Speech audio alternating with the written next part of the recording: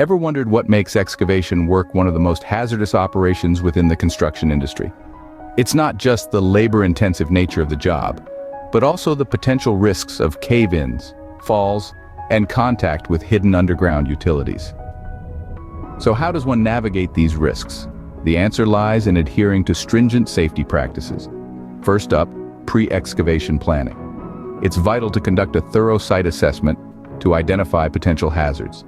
This includes checking for underground utilities and assessing soil stability.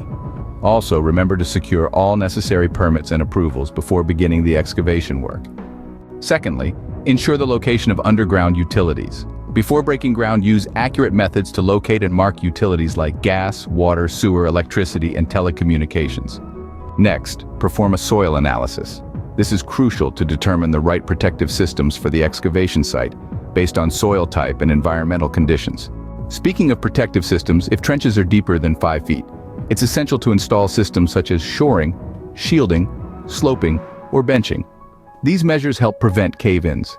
For trenches more than 4 feet deep, make sure to provide a safe means of access and egress for workers. This could be ladders, steps, ramps, or other secure methods, placed within 25 feet of all workers. Conduct daily inspections of the excavation site, protective systems, and adjacent areas. Look for signs of potential collapses or hazards. Remember, these inspections should be performed by a competent person. Always monitor for hazardous atmospheres within the excavation. These could include toxic gases, oxygen deficiency, or explosive environments, especially in confined spaces. Spoil piles and heavy equipment should be placed at least 2 feet away from the edge of excavations. This simple step can prevent collapses and protect workers from being struck by falling materials. Water accumulation in trenches should be prevented through pumping, drainage, or other means. This helps maintain stability and prevent hazardous conditions. To protect workers from falling objects, use overhead protection and keep materials and equipment away from the edge of the excavation.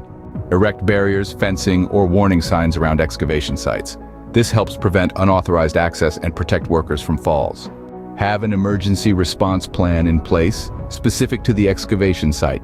This should include rescue procedures and necessary equipment. Training is key. Make sure all workers are trained on the specific hazards associated with excavation work and the use of protective systems and equipment.